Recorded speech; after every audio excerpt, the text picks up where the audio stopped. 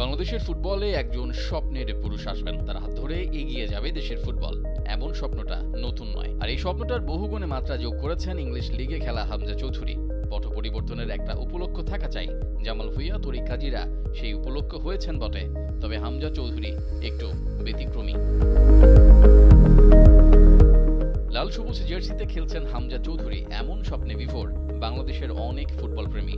সেই স্বপ্ন পূরণের পথে অনেক দূর এগিয়েছে বাফুফে এবং হামজা।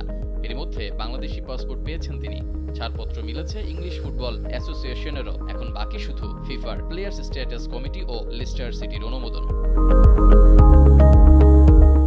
এই দুটি পেলেই লাল সবুজ জার্সিতে খেলা নিশ্চিত হয়ে যাবে বাংলাদেশি বংশোদ্ভূত এই ফুটবলারের।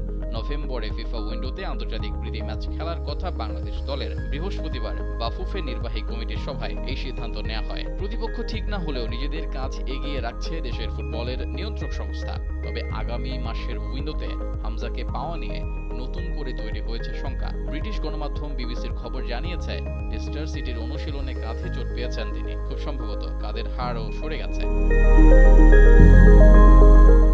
লিস্টার সিটির কোচ স্টিভ কুপার বিবিসিকে নিশ্চিত করেছেন এ তথ্য। ফলে লম্বা সময়ের জন্য মাঠের বাইরে থাকতে হবে এই মিডফিল্ডারকে। আর নভেম্বরে বাংলাদেশের জার্সিতে অভিষেক হওয়ার সম্ভাবনা কমে যাচ্ছে এই জন্য। এর আগে নিজে থেকে বাংলাদেশের লাল সবুজ জার্সিতে খেলার ইচ্ছা প্রকাশ করেন ইংল্যান্ডে জন্ম নেওয়া হামজা চৌধুরী। এরপর থেকে তাকে জাতীয় দলে খেলানোর প্রক্রিয়া শুরু করে বাফুফে।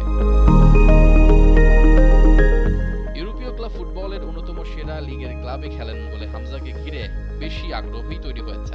ইংলিশ প্রিমিয়ার লিগের সাবেক চ্যাম্পিয়ন লিস্টার সিটিতে খেলছেন তিনি। ক্লাবটির হয়ে জিতেছেন শিরোপাও। হামজাকে পেতে বেশ কিছু প্রক্রিয়া শেষ করতে হয়েছে বাফুফেকে। গত জুনে বাংলাদেশি পাসপোর্টের জন্য আবেদন করেছিলেন হামজা। অগাস্টে হাতে পান সেই পাসপোর্ট। এরপর পেয়েছেন এফ এর অনাপত্তি পত্র।